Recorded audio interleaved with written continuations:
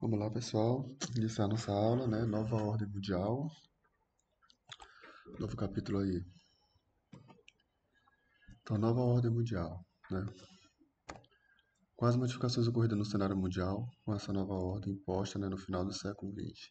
Então, essa nova ordem ela vai acontecer, né, logo após a Segunda Guerra Mundial, onde a gente vai iniciar um novo período, que é o período da Guerra Fria, e como tudo vai se dar a partir dali. Então, a gente tem a divisão do mundo, né, de leste a oeste. Então, a gente vai ter os Estados Unidos liderando, né, o sistema capitalista, e a União Soviética liderando, né, o sistema socialista. E aí essa divisão era leste-oeste porque representava como se fosse o Ocidente, né, e o Oriente. O Ocidente Estados Unidos, o Ocidente União Soviética. Também a gente pode ter uma nova ordem, né, Norte-Sul. Norte dos países ricos, Sul dos países pobres. A gente falou nisso, que era uma das nomenclaturas que era utilizada também no passado, né. Será uma nova ordem ou uma desordem, né? Fica aí um ponto de interrogação, porque a gente tem cada vez mais o planeta sendo destruído, né? Seja por questões de guerras, questões econômicas, questões ambientais, questões de desastres na natureza, poluição. Então fica aí uma pergunta, né, para refletirem. Então, o que é a nova ordem mundial? Então, a nova ordem mundial é um conceito socioeconômico político que faz referência ao contexto histórico do mundo pós-Guerra Fria, né? Que a gente vai entender um pouquinho durante, né, o que foi a Guerra Fria, e logo depois falar um pouco pós, o que que veio depois disso. Então, quem primeiro utilizou essa expressão foi o Ronald Reagan, né, na década de 80, que era o presidente dos Estados Unidos. Então, nova ordem internacional, né, fatos da década de 90. Então, a gente tem o fim da Comecon, né, comércio comum aí da Europa, o fim da RDA, República Democrática Alemã. A gente vai ter em 91 o fim do Pacto de Varsóvia, os tratados, né, de redução das armas nucleares. START, o fim da União Soviética e a criação da SEI, que são os 12 ex-república soviética, e o Tratado de Maastricht, que vai dar formação, né, ao bloco econômico da União Europeia. Então, na geopolítica vai ter as relações política, econômico-militar entre as nações, aí vai se estabelecer uma hierarquia, né? Quem são as potências econômicas, quem são as potências militares. E aí o mundo recente, nós vamos ter, né, o mundo, a ordem geopolítica bipolar, que aí foi justamente o momento entre os Estados Unidos e a União Soviética, né, ficou conhecido, era a Guerra Fria. Guerra Fria porque não teve nenhuma guerra direta entre essas duas, né, superpotências, era mais uma guerra no âmbito da inteligência, cada um queria fazer algo diferente. Uma conquistou o espaço primeiro, logo depois a outra mandava um astronauta com uma nave espacial melhor.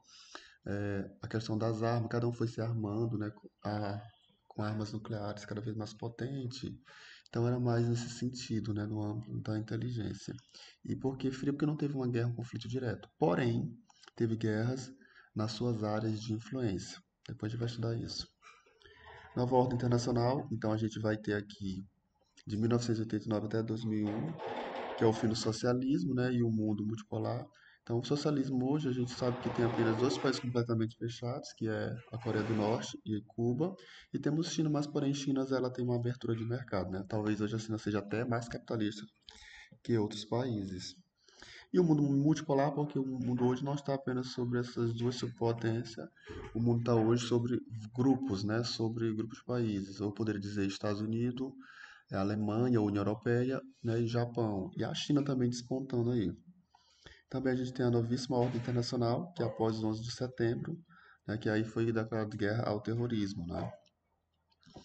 Então, fim da União Soviética, aí aqui tem uma frase, né, famosa, alguma coisa está fora da ordem, fora da nova ordem mundial. Isso é uma frase, né, da música, se não me engano, do Gilberto Gil. E aqui no uma charge onde diz assim, com vocês, o novo símbolo do nosso partido. Então, lembra que o Partido Comunista é o símbolo da foice e do martelo, representando os trabalhadores do campo e os trabalhadores urbanos. E aqui vocês estão vendo, né, como se fosse a foice virando, né, um S de dinheiro, né, e o cifrão, né, as duas enxadas. Porque se tornou capitalista, né? Fim da União Soviética, formação da SEI, então, esse era o símbolo. Depois, esses 15 países, cada um se tornou, né, capitalista. Então, a nova ordem mundial implica, né, na revisão dos conceitos tradicionais, que por décadas serviram para exemplificar a organização geopolítica e geoeconômica do espaço mundial. Então, porque naquele momento, né, o mundo estava entre duas superpotências, que eram os Estados Unidos e a União Soviética, como a gente já falou, representando dois sistemas econômicos antagônicos, né? E aí depois disso, né, vem essa nova ordem mundial, que já vai ser, né, esses países, vários centros de poder, e principalmente na questão econômica, né, econômica, política, né, na questão também militar. Então, a nova ordem mundial é o deslocamento de interesses. Então, o deslocamento do poder dos arsenais nucleares convencionais cedeu espaço para a eficácia da produtividade e a influência das economias, que vai constituir um dos notáveis favorecimentos que acompanha a dissolução da Guerra Fria. Então, aqui está mostrando, né, as armas que tinham.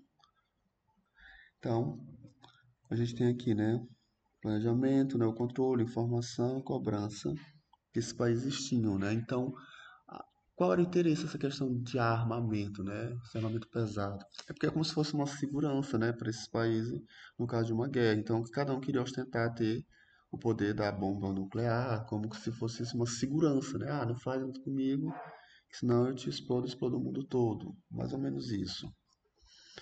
Então, a nova ordem e as mudanças de postura. Então, o constante conflito bipolar dentro dos países vai dar lugar à multipolaridade, que aí vai vir aqui o quê? Os megablocos econômicos, vai vir aqui os contornos supranacionais, a gente vai ter a internalização da economia, nós vamos ter a integração de fluxos de capitais, né? Então, as mercadorias hoje, os produtos são globais, né?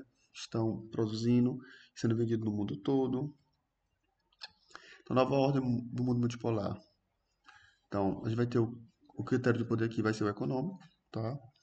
E aí, justamente, o que vai se consolidar são os blocos econômicos. Então, países vão se agrupar justamente para ganhar mercado. Então, no mundo multipolar, então, países inovadores tecnológicos, então aqueles países que investem em pesquisa, ciência e tecnologia vão estar à frente, né?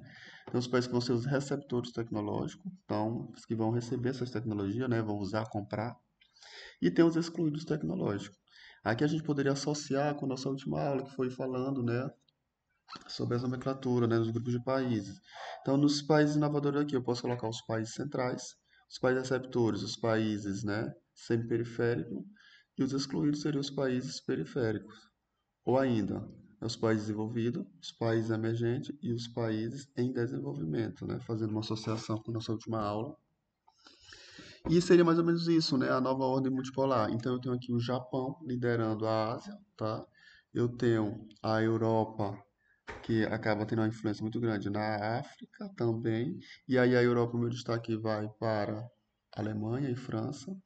E eu tenho os Estados Unidos liderando, né, a América como um todo. Então, os três centros de poder seriam os Estados Unidos, a Alemanha, né, ou União Europeia, e o Japão. E é bom lembrar que a China está despontando aqui, tá, na Ásia. Aqui a gente tem já uma inauguração de um McDonald's, né, na Rússia, que até antes da Guerra Fria, né, do fim da Guerra Fria seria impossível isso acontecer.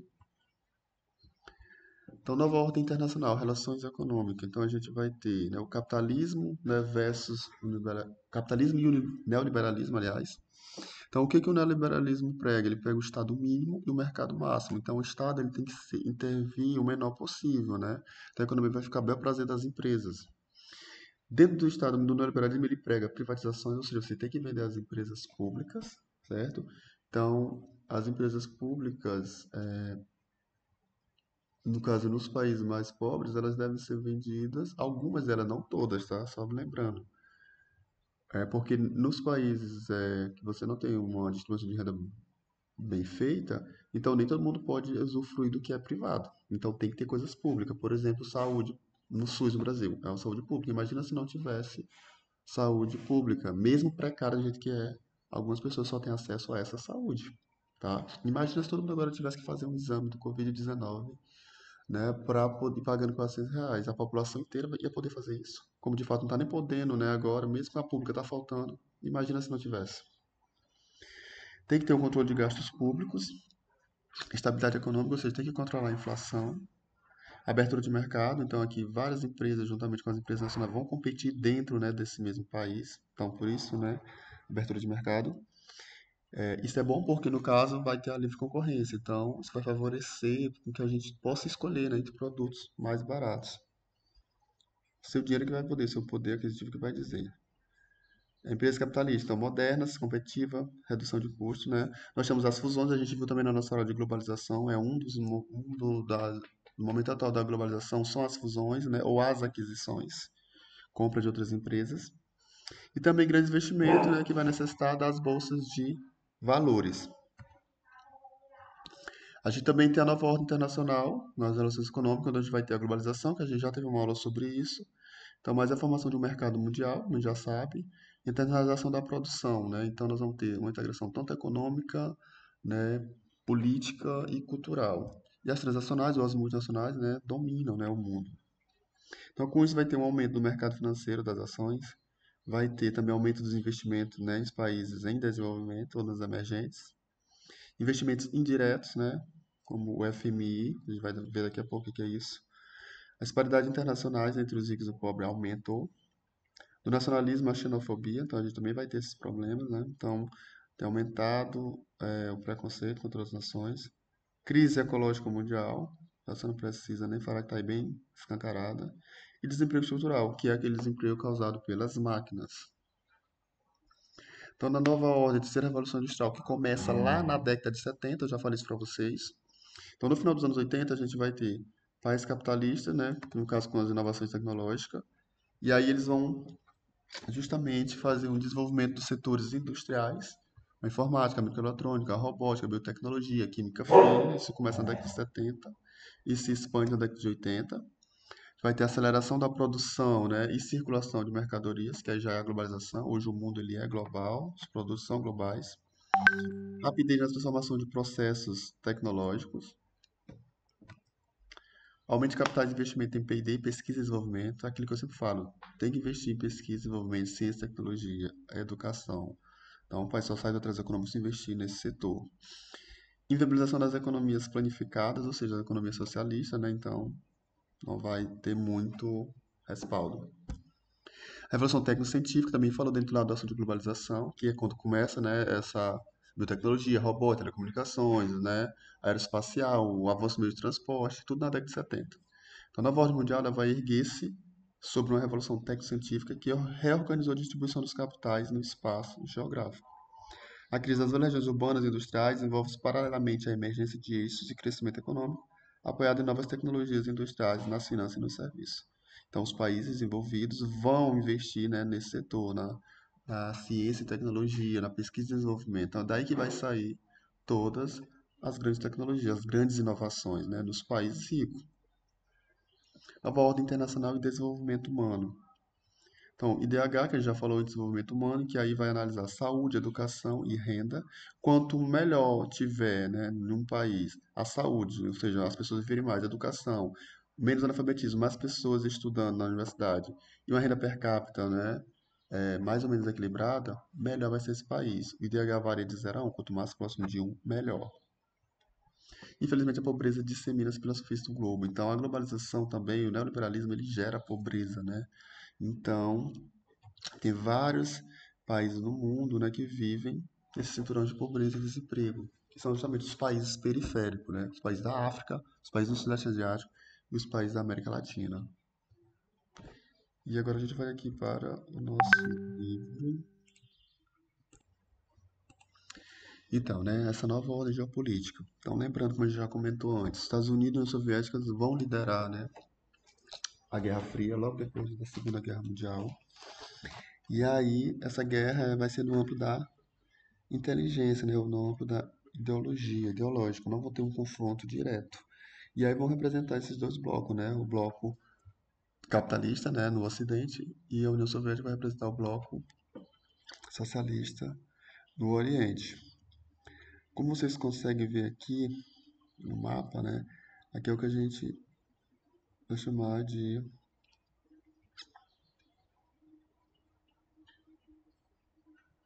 cordão sanitário, né, como a gente está vendo aqui. Então, os países que apoiam, né, a opção capitalista e os países socialistas. Tá, o bloco oriental e o bloco ocidental, tá?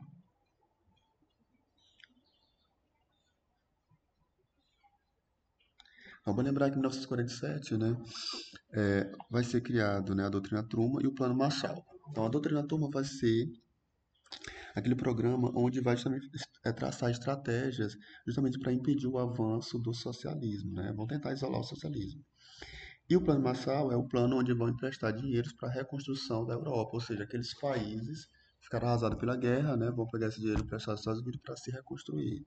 Lá na Ásia, no Japão, mais precisamente, né, foi utilizado o Plano Colombo, também de emprestar dinheiro para que o Japão, né, se reerguesse depois da Segunda Guerra Mundial e não aderisse ao socialismo, tá? Então a intenção dos Estados Unidos era essa, isolar o socialismo. Então vai surgir aí tanto o tratado, né, aliás, a doutrina Truman e o plano Marshall, certo? Depois, esse plano Marshall, né, depois ele vai acabar se transformando, né, que era o plano de ajuda, né, então esse programa vai se transformar depois na OCDE, que é a Organização de Cooperação e Desenvolvimento Econômico, né, e que existe até hoje. Deixa eu ver mais o que. Então, dentro das alianças militares. Então, o Estados Unidos vai fazer várias alianças, tá?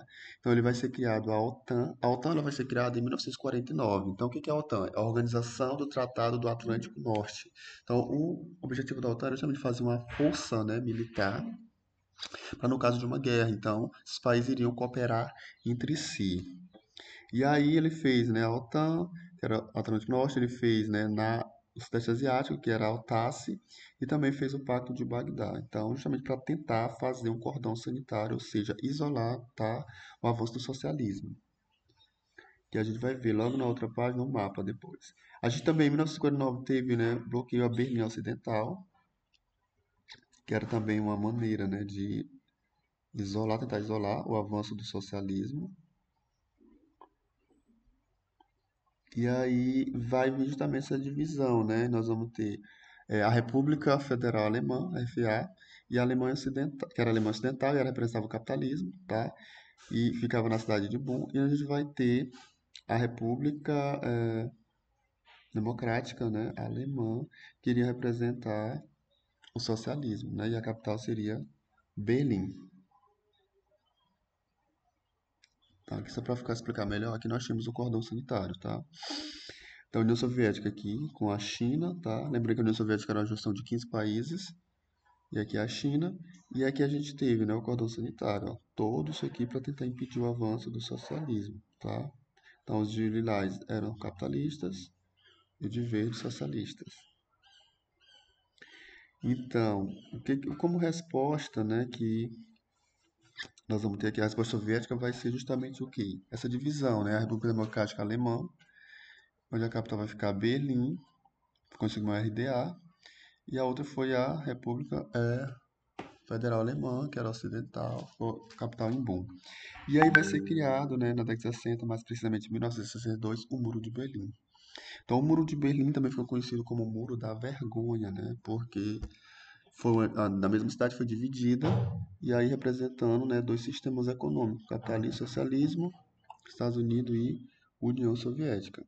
Esse muro ele vai ficar de pé até 1989, né? Quando, se eu não estou enganado, em 11 ou foi 15 de novembro, não, 11 de novembro, 9 de novembro de 89, o muro vai vir abaixo. Vocês pesquisem essa data, ver se está correto. 9 de 11, estou na dúvida. Depois vocês leem isso aqui, essa informação, tá? Então, em 1955, né, a União Soviética vai criar, em contraposição à OTAN, o Pacto de Varsóvia. Então, a OTAN era o quê? Era a junção das forças militares daqueles países que representavam o capitalismo. E aí, em 1955, a União Soviética vai criar o Pacto de Varsóvia, que aí vai unir todas as forças militares dos grupos socialistas. E aí vai se criar a cortina de ferro, né, na Europa, que vocês estão vendo aqui, ó. Essa divisão aqui, vermelhinha, né, lógico que é uma linha imaginária. Então, era a cortina de ferro separando esses dois grupos aí, certo? Ó. Então, aqui, cortina de ferro. Então, desde o início da Guerra Fria, né, a importância das militares tem diminuído, né, que fizeram desaparecer o Pacto de Varsóvia. Então, em 91, a gente vai diminuir, vai acabar, né, a União Soviética, de fato, né, 21 de dezembro de 91, então é a data que é extinta a União Soviética. Com isso, o Pacto de Varsóvia, com isso as forças militares também. Porém, né, a OTAN ela continua viva até hoje, lógico, com outros objetivos, né? Mas ainda são forças militares conjunto que vários países, na hora que precisar de uma guerra, vão ter acesso, né? Então aqui tem alguns países que entraram, né? Em 99, Hungria, Polônia, República Tcheca, 2004, né? Mais 7 países entraram, em 2009 também mais dois. Então, ao todo, 28 países membros, tá? Fazendo parte da OTAN. Então, até o país que era do Pacto Varsóvia estão integrando hoje a OTAN, certo? Só porque no mapa para mostrar, a gente tem, ó, os Estados Unidos que criou, né, originalmente, hoje vários países da Europa fazem parte da OTAN. ONU e a crise de legitimidade. Então, a ONU foi criada também, né, logo depois da Segunda Guerra, com o objetivo de manter a paz no mundo, né? A ONU significa Organização das Nações Unidas. Dentro da ONU, a gente tem dois órgãos importantes, que é a Assembleia Geral, que acontece todo ano em fevereiro, e geralmente ela é aberta pelo presidente brasileiro, e o Conselho de Segurança da ONU, né? Que é justamente o que vai deliberar sobre casos de guerra, se deve ou não haver uma determinada guerra, contra ou não um país. Então, esses são os dois órgãos máximos, tá? A Assembleia Geral e o Conselho de Segurança da ONU. Falando do Conselho de Segurança da ONU, a gente tem 15 países que participam, sendo que 10 são escolhidos a cada 2 anos e 5 são permanentes. Os 5 permanentes são Estados Unidos, Reino Unido, França, China e Rússia, né? Foi a herdeira da União Soviética. Então, todos eles têm poder de veto, ou seja, no caso na hora da decisão da guerra, se um desses países é que não deve ter guerra, não vai ter, eles têm o poder de veto. Porém, a China perdeu essa legitimidade, porém, né, a ONU perdeu essa legitimidade, né, em 2003, quando os Estados Unidos invadiu o Iraque. Então, só quem concordou foi os Estados Unidos e Reino Unido. Os outros 3 países não concordaram. Mesmo assim, foram desrespeitados. Então, a ONU ficou sem credibilidade no mundo. E aí, o motivo era, né, derrotar o Saddam Hussein. A desculpa é que tinha armas químicas no país, sendo que não tinha, o que foi comprovado. E aí destruíram, né, o Saddam Hussein, foi executado. Também há interesses escondidos dentro dessa decisão, que é o petróleo, né, iraquiano. Então, né, o Bush, foi na época do governo Bush, né, ele foi um unitarista, né, ele não respeitou as decisões da ONU e acabou invadindo o Iraque.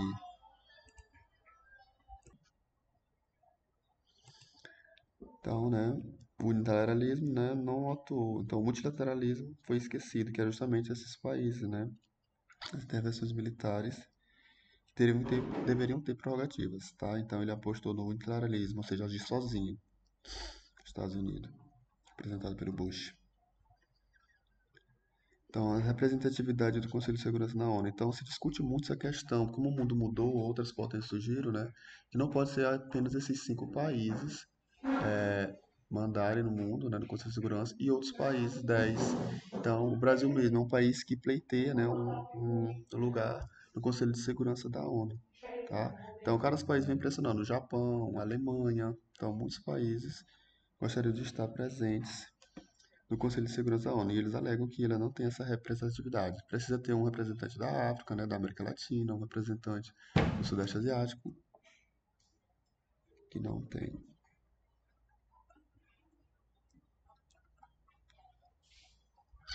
A cooperação Sul-Sul, então alguns países vão fazendo, né, uma cooperação. Aqui nesse caso a gente vai citar, né, o Fórum de IBAS, que é Índia, Brasil e África do Sul. Então, esses governos eles têm, né, uma cooperação entre si, que se chama Cooperação Sul-Sul, e que vai desde a questão, né, econômica, passando também pela questão da educação, da cultura, tá? Então, eles fizeram um acordo, né, trilateral, né, os 3 países, em 2003. A gente falou o nome pode ser IBSA ou IBS, né, aqui no português. E aí eles vêm buscando justamente participação nos fóruns, até para poder serem ouvidos, né, nas negociações de outros países membros dentro do Conselho de Segurança da ONU, tá? Aqui tem um trecho, vocês vão ler depois. Então, eles têm criado isso para ter cooperação entre nas áreas de medicina, saúde, educação, cultura, agricultura, ciência, tecnologia, comércio e investimento, tá? E para isso eles criaram até um fundo, né? Que é um fundo de alívio da fome e da pobreza.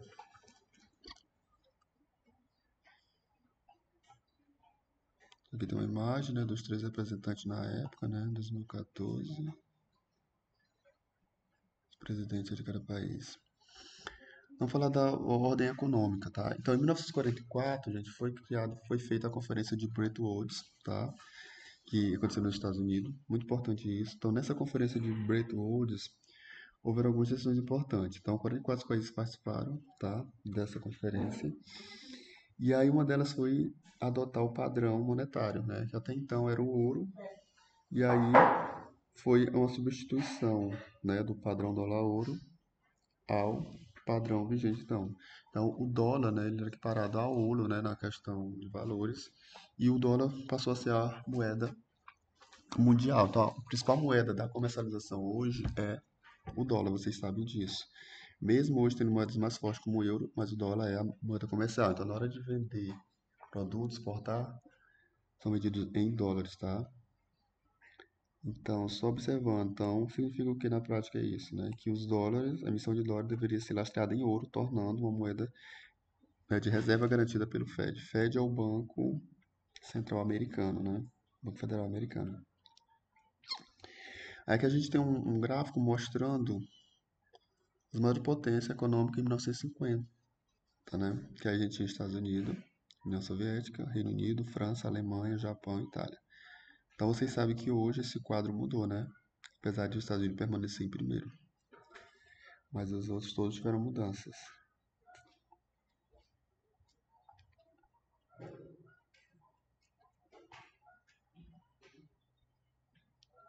Aqui falando um pouquinho da década de 60, né, que as economias, algumas estavam, né, concorrência, o Japão, né, algumas estavam se recuperando, outras entrando em crise. Depois a gente teve a crise agora, a última crise foi de 2008, 2009, né, que permanece até hoje, os países estão tendo uma retomada devagar, né, a partir de 2010, uma retomada bem lenta. Aqui a gente tem algumas cotações de dólar, né, por alguns anos, né, 60, 95, 2000, 2009, 2015, né.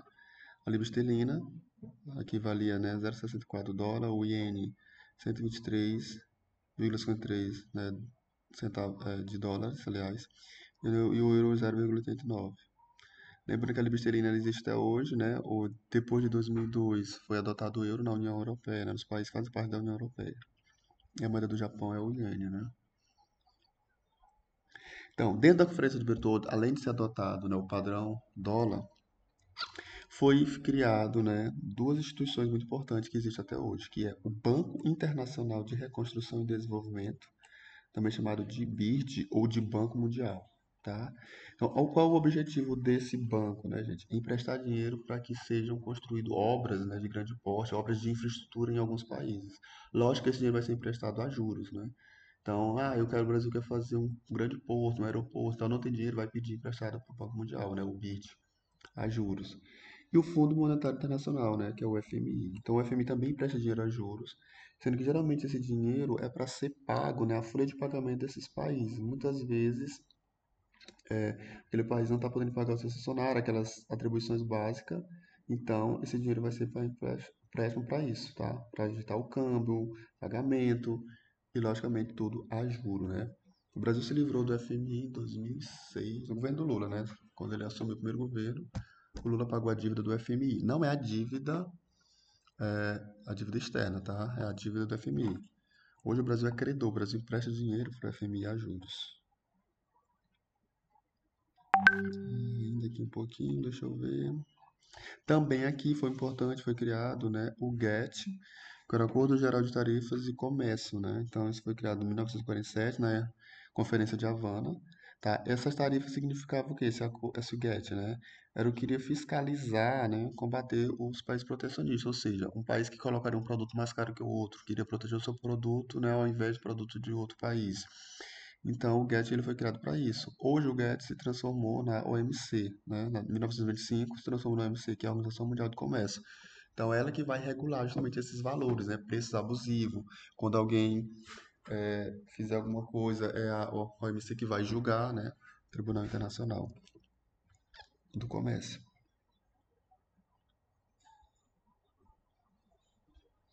E também, além disso, nós vamos ter a criação, né, do G7, né, durante muito tempo, na década também de 60. Depois disso aqui vão surgir nossos países mais ricos, né, do mundo, que aí nós vamos ver aqui. Então, primeiro G6, né, até 1975, que era a França, Estados Unidos, Alemanha, Reino Unido e Japão. Em 77 entrou o Canadá. Então, o G7 significa esses países aqui, para Estados Unidos, Japão, Alemanha, França, Inglaterra, o Reino Unido, né? Itália e Canadá. Esse é o G7, o grupo dos 7 países mais ricos do mundo. Quando eu falo G8, eu vou acrescentar a Rússia. Lembrando que a Rússia é um país emergente, tá, gente? Ela não é um país rico e desenvolvido, é um país emergente, um país semi-periférico, assim como o Brasil. Depois vão surgir o G20, né? 2008, 2009. Que aí vão surgir, além do G7, né? Do G8, mais outros países de economias emergentes, né? Como Brasil, Turquia, Argentina, México, China, Índia, África do Sul, né, Austrália e vários outros países, né? E aí justamente esses grupos se reúnem, né, nesses grupos justamente para traçar estratégias comerciais. Quando tiver uma crise financeira, as medidas que têm que ser tomadas, o que, que eles vão fazer, tá? Tratar também dessas relações comerciais. Também tem um outro grupo que é o grupo do G20 comercial, tá? Só lembrando aqui um pouquinho que o G20 ele coloca em prática no primeiro ano cerca de 2 trilhões de dólares, né, nos 4 anos seguintes. Ah, sim, aqui. Então, o G20 comercial geralmente são mais países emergentes, né? Aqueles países que estão economias que estão crescendo. Então, aqui nós temos os BRICS, nós temos o IBAS, tá? E outros grupos de outros países aí emergentes. Então, tem essa diferença também, o G20 financeiro e o G20 normal. Depois você leu isso aqui também, essa informação. Mas só para mostrar aqui, né? G20, né? O PIB de 2014. Então, a gente tem aqui Estados Unidos. Nós temos aqui a China, que ultrapassou o Japão. Lembrando que a China é um país emergente, ela não é um país rico, desenvolvido, tá? Mas é a economia que mais cresce. Ultrapassou o Japão. Aí vem a Alemanha, Reino Unido, França. O Brasil aqui em sétimo, né? Aqui a gente tem o G20, membros de 2015. Dá pra ver melhor no mapa, né?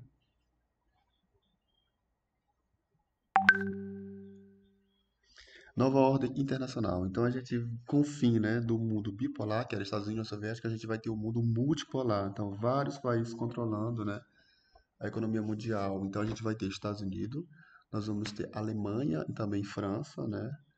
Ou União Europeia, a gente pode também agrupar. E nós temos o Japão na Ásia. Então, esse é o mundo multipolar, né? A multipolaridade.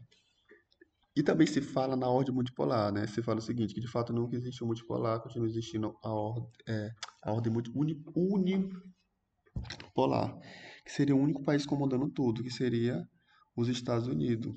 E por que seria os Estados Unidos? Porque de fato seria o país que tem a maior economia, tem a maior quantidade de armas do mundo, é o país que é o que mais influencia politicamente também no mundo. Então, seria isso, ó, como a gente diz assim, em razão da década de 90, muitos países especialistas internacionais argumentam que o mundo bipolar da Guerra Fria teria sido substituído por um unipolar, no qual reinava apenas uma superpotência com poder econômico, tecnológico e geopolítico militar incontestável, que seria os Estados Unidos. Então, quando eu falo, né, bipolar, já sabemos que é os Estados Unidos e a União Soviética. Quando eu falo multipolar, Estados Unidos, Japão, Alemanha, França, né, ou eu agrupo União Europeia. E quando eu falo unipolar, eu vou me referir aos Estados Unidos. Mas tem um novo termo que já está surgindo também em alguns livros, que é a ordem unimultipolar. Quando eu falo a ordem unimultipolar, eu vou entrar aqui os Estados Unidos, né, os outros países lá que eu falei, Alemanha, Japão, e eu vou acrescentar aqui a China, né, ou seja, a China. A China também tem despontado, né, como uma potência. Vocês lembram que a China também tem poderio militar, ela tem bomba nuclear. A China tem o maior exército do mundo, mais de 1 milhão, né, só de soldados do exército. Também já conquistou espaço. Então, e é a economia que mais cresce, tá? Então, um novo termo tem surgido aí, unimultipolar. A gente falou da doutrina Bush, foi justamente essa doutrina de guerra durante o governo dele, né?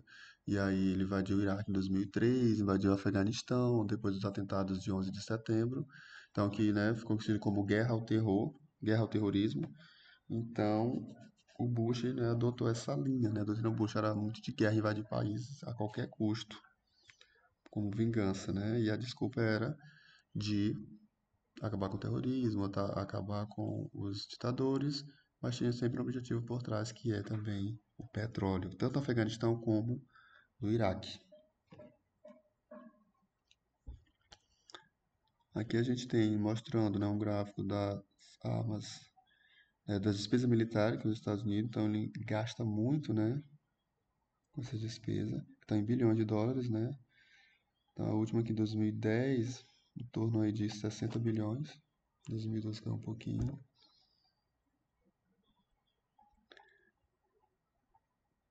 Então, ainda falando um pouco da ordem multipolar, nós vamos ter aqui, né? China e Japão são os países que mais têm títulos, né, de Tesouro dos Estados Unidos. Então, eles compram muitas dívidas, né, públicas dos Estados Unidos. Aí tem aqui outros países, Caribe, petróleo, Brasil. Aliás, países produtores de petróleo, Brasil, México, Luxemburgo. Mas mesmo assim, os Estados Unidos ainda é a potência, né? E a China é o país que está justamente despontando, né, no mercado mundial aí. Já ultrapassou o Japão na economia. Faz parte aí dos BRICS, né, Brasil e Índia, que estão entre os maiores compradores de títulos públicos do governo dos Estados Unidos. Então, a China é de fato uma potência crescente, é difícil parar lá, tá? Que a gente tem um pouquinho falando um infográfico sobre os BRICS. Então, nós temos aqui, ó, em termos de população, né? A gente tem aqui China e Índia, os maiores. No PIB, nós temos aqui China, temos Índia e Brasil. No crescimento anual do PIB, nós temos China, Índia, né, destacando e Rússia. Nas reservas de moeda estrangeira, nós temos liderando a China, tá? Ou seja, que compra, né, tem essas reservas de moeda em bilhões de dólares e depois a Rússia. Aqui embaixo uma foto com os representantes desse país 2015. Aqui nós temos, né, nós temos as maiores potências em 2014 e uma projeção para 2050, né? Então, 2014 nós temos aqui Estados Unidos, já temos a China que ultrapassou, né, o Japão. Aí temos a Alemanha, Reino Unido, França, Brasil. O Brasil não tá tão ruim, né, gente? E aí 2050, né? Quem vai liderar? China em primeiro lugar, Estados Unidos vai ficar para segundo, aí vem Índia, né? Depois Japão. O Brasil também não tá tão ruim. Então, são projeções, né? Pode ou não acontecer. Então, aqui nós temos os BRICS, né? Brasil, Rússia, Índia, China e África do Sul.